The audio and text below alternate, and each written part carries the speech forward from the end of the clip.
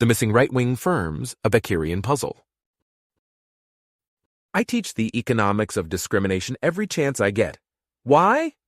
Because the analytical framework, launched by the great Gary Becker in 1957, mightily illuminates so many questions that we care so much about. When you see that almost all garbage collectors are male, for example, what should you conclude? Perhaps women and men are equally able and interested in collecting garbage, but employers in the industry dislike women. Perhaps male garbage collectors don't like working alongside women. Or perhaps customers don't want women to touch their trash cans. Alternately, perhaps men are better at collecting garbage than women, statistically. Or maybe women dislike this line of work more than men. Again, statistically. One of these stories might be the whole truth. All five could have some merit. Or anything in between. The analytical framework can't tell you the breakdown. You need empirics and good judgment for that. Yet without Becker's analytical framework, empirical researchers wouldn't even know where to start. One of the main insights of this Beckerian framework is that discrimination creates profit opportunities. That includes employer-on-worker discrimination, worker-on-worker discrimination, and consumer-on-worker discrimination.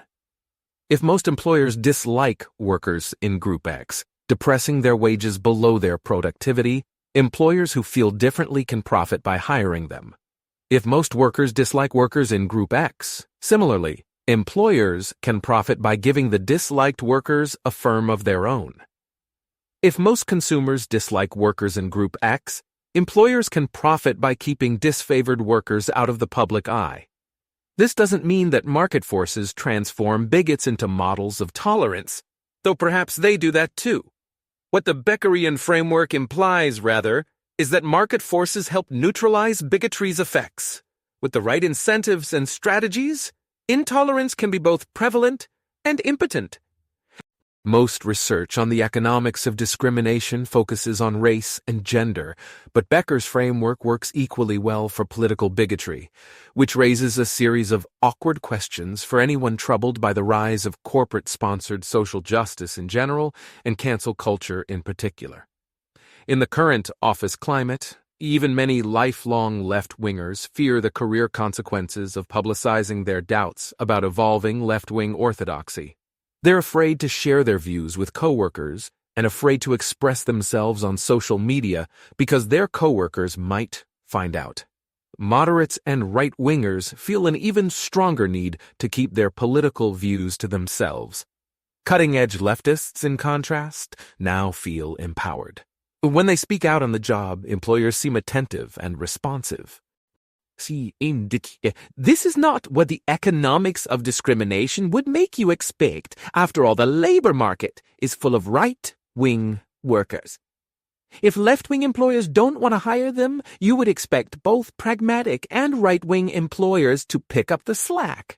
If left-wing workers don't want to toil alongside right-wing workers, similarly, you would expect both pragmatic and right-wing employers to tacitly create politically segregated workplaces.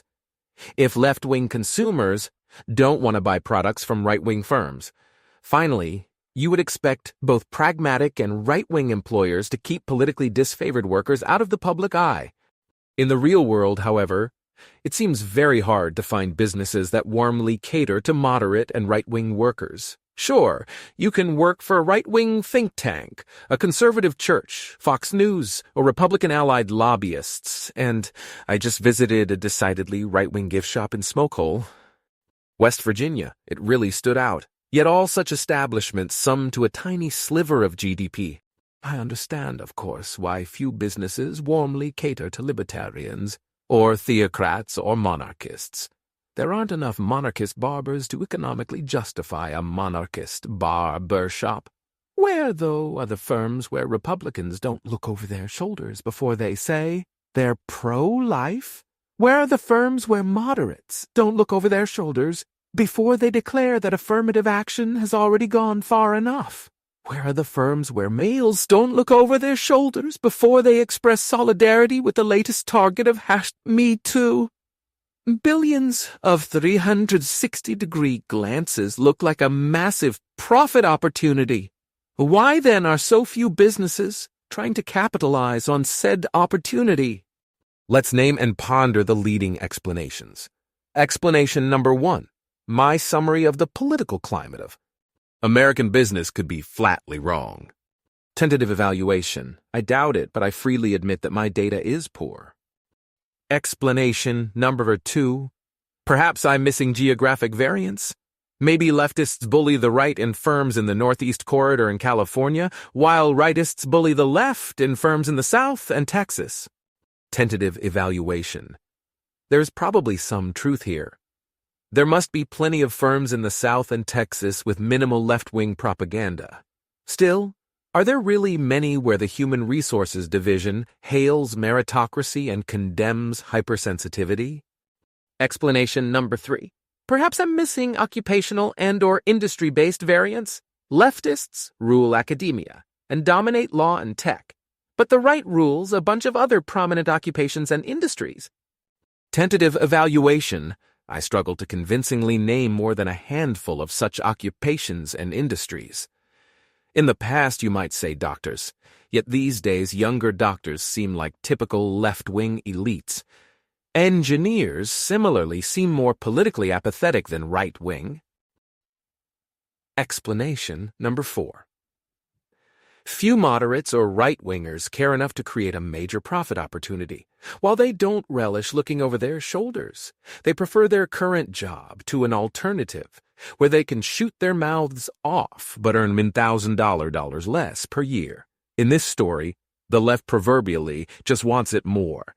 And as usual, the market takes the intensity of conflicting preferences into account.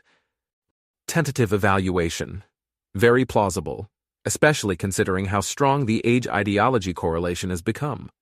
When today's conservatives encounter politics on the job, they don't start polishing their resume to find a more politically hospitable home.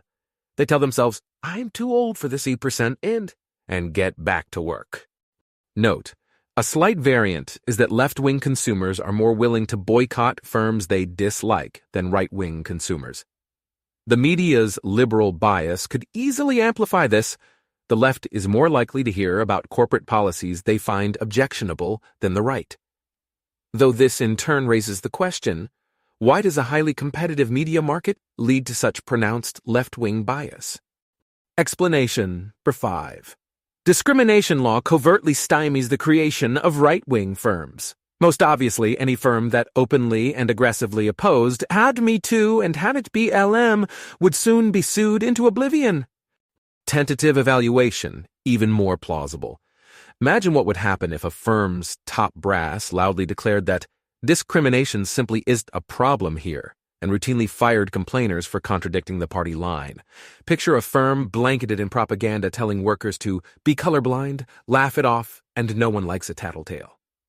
A small business in a conservative area might get away with this for a few years, but a Fortune 500 company that stuck to its right-wing guns would go down in flames. This does not prevent firms from promoting a mildly right-wing corporate culture, but you won't attract many politically homeless workers with such marginal improvements. What's the real story? Any possibilities that I've missed? I especially prize answers based on first-hand work experience outside of academia. September 22nd, 2020.